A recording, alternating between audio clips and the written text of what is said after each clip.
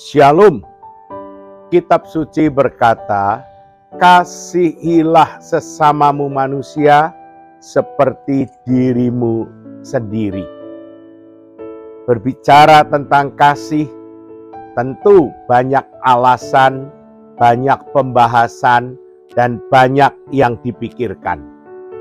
Tetapi melalui video berikut ini, kami ingin memberitahukan kepada saudara bagaimana mengaplikasikan kasih itu di dalam kehidupan kita sehari-hari. Tuhan Yesus memberkati saudara. Amin.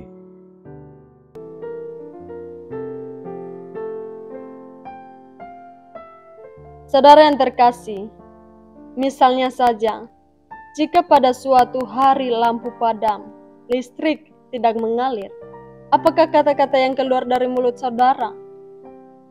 Waduh, mati lampu. Tak kala listrik mengalir dan lampu hidup kembali, maka kita berteriak, hore, lampu hidup. Begitu juga dengan kita, memejamkan mata untuk tidur, lalu keesokan harinya kita bangun. Segera hati kita kembali bersukacita. Namun bagaimana jika lampu tidak kembali menyala atau mata yang terbuka tiba-tiba tertutup untuk selamanya? Dapatkah Anda mengimajinasi perasaan saudara? Nah, sekarang di hadapan saudara ada orang buta. Apa yang akan kita lakukan? Mungkin Anda mengacukannya karena sudah biasa lihat orang buta. Atau Anda bergumam, kasihan ya orang itu buta. Atau ada sesuatu yang bisa Anda kerjakan untuk orang buta itu? Saya pilih pilihan yang ketiga. Saya dekati orang buta itu, saya sentuh tangannya. Lalu saya ajak beliau berbincang santai, sekalipun singkat, sekaligus saya bawakan makan sore. Orang buta dunianya seolah-olah tertutup dan tidak ada harapan saudara. Oleh karena itu, betapa berharganya sentuhan seseorang dan percakapan yang terjadi. Sebab seketika dunia yang gelap bercahaya sekalipun hanya sejenak. Pelajaran apa yang dapat kita petik saudaraku? Mari kita siapkan hati kita untuk menjadi berkat, sehingga kita jumpa dengan seseorang yang buta dan orang yang membutuhkan sentuhan hidup. Otomatis sentuhan kasih dan percakapan singkat dapat kita lakukan untuk menghidupkan dunianya yang gelap dan membangkitkan semangatnya yang mulai padam. Puji Tuhan, glory, haleluya. Saudaraku yang terkasih, beberapa waktu yang lalu, saat kami berkunjung di Panti Werda, kami bertemu dengan penghuni yang disebut dengan orang dengan gangguan jiwa atau gila. Pernahkah Anda berpikir untuk melayani orang tersebut? Atau apa yang bisa kita lakukan terhadap orang dengan gangguan jiwa ini? Mungkin Anda berpikir, emang kita kurang kerjaan? Emang ada manfaatnya? Dan berbagai alasan lain? Puji Tuhan, hal itu bukan yang kami pikirkan.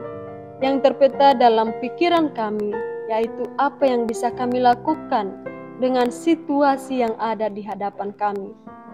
Puji Tuhan, Dia beri hikmat dan beri keberanian serta kesempatan. Saya dekati orang dengan gangguan jiwa ini, kondisinya tenang atau sedang tidak stabil. Lalu sejenak, saya sapa dan saya perhatikan. Ternyata orang ini sedang mengalami kesulitan mengeluarkan nasi dari bungkusnya dan membuka tutup botol minumannya. Inilah kesempatan yang saya cari. Inilah saatnya bertindak, melakukan apa yang baik. Inilah waktu yang tepat untuk melayani orang tersebut.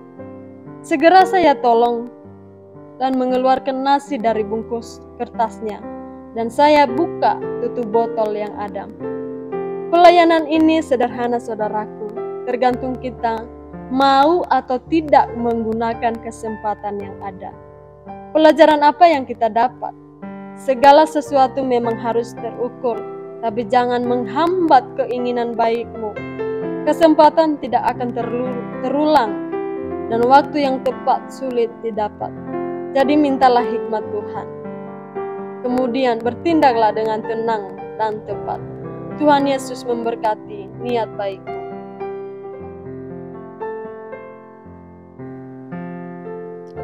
Saudaraku yang terkasih dalam nama Tuhan Yesus, beberapa waktu yang lalu dan juga sampai kini, kami selalu mengunjungi panti werda dan tempat emak-emak. Ada yang masih sehat, ada juga yang sakit dan terbaring di tempat tidur. Ada yang matanya masih sanggup melihat, ada juga yang buta.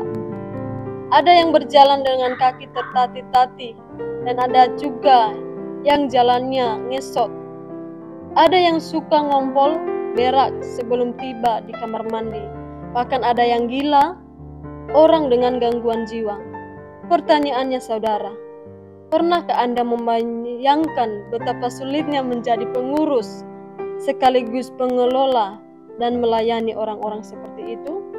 Jika kita tahu, melihat, apakah kita akan tutup mata dan tutup telinga atau pura-pura tidak tahu? Puji Tuhan, kami tidak. Di dalam kasih Kristus, kami memberi sedikit perhatian yang dapat kami berikan. Lihatlah senyumannya yang menggambarkan sukacita mereka. Pelajaran apa yang kita dapat? Jika Anda mau memikirkan kesulitan, kesukaran seseorang, saya yakin hati nurani Anda akan berbicara. Apa yang dapat aku buat dan apa yang akan kita lakukan. Kiranya kasih Allah memotivasi Anda. Saudaraku yang terkasih, jika rekan-rekan mau memperhatikan Bapak di depan saya ini, wajahnya tanpa ekspresi dan tubuhnya gelap kehitaman. Sebenarnya kulitnya tersalut dengan debu atau sejenisnya, akibat dia berjalan keliling di bawah sorotan matahari. Saya pikir kalau dia mandi menggunakan sabun serta mencuci muka, maka tampilan wajahnya akan ganteng dan cakep. Mengapa dia rela berjalan di bawah terik matahari sehingga seperti itu? Jawabnya yaitu untuk mencari sesuap nasi. Melihat hal seperti ini, apa yang bisa kita lakukan saudara? Perhatikanlah. Berilah dia sesuatu untuk menyenangkan hatinya dan bantu dia memperpanjang hembusan nafasnya. Karena pemikiran ini, maka kami pun memberikan kepadanya menurut kemampuan kami. Dia mulai tersenyum dan kami pun semakin tersenyum. Pelajaran apa yang kita peroleh saudaraku? Jika Anda adalah orang beriman, niscaya kebaikan kasih akan mengalir dari diri Anda. Sekarang, bertanyalah pada diri Anda sendiri. Wahai jiwaku, adakah iman dalam diriku? Jika ada, maka mari kita perbuat hal demikian. Amin. Saudara, jika kita berpikir apakah Anda mau bertemu, berbincang dengan anak-anak ini, jelas saudara akan berkata, waduh, seram, takut, mikir dulu. Saya tidak menyalahkan saudara. Ketika Anda berpikir seperti itu, seolah-olah peristiwanya sama kalau kita dihentikan oleh polisi pertama kali. Hati kita pasti dag-diduk, walau surat-surat lengkap dan motor semua baik. Hal ini terjadi sebab kita belum pernah dihentikan oleh polisi. Tetapi sesudah itu lewat, ternyata pak polisinya baik, tidak aneh. Selanjutnya kita akan biasa-biasa aja ketika dihentikan oleh polisi. Nah, demikian pula dengan kita. Jika kita membawa niat baik, mengapa kita takut? Itulah yang kami kerjakan. Kami bawa makan dan minum sore untuk mereka. Kami undang, kami bertemu, kami berbincang, dan kami berbagi. Suasana yang diprasangkai seram, tidak. Anak-anak ini berbuat jahat, enggak. Malah mereka ramah dan kami ajak foto bersama. Saudara, pelajaran apa yang kita dapat? Jika kita datang dengan maksud baik dan membawa sesuatu yang baik, mengapa takut? Lakukan semuanya itu. Tuhan Yesus memberkati. Amin. Bapa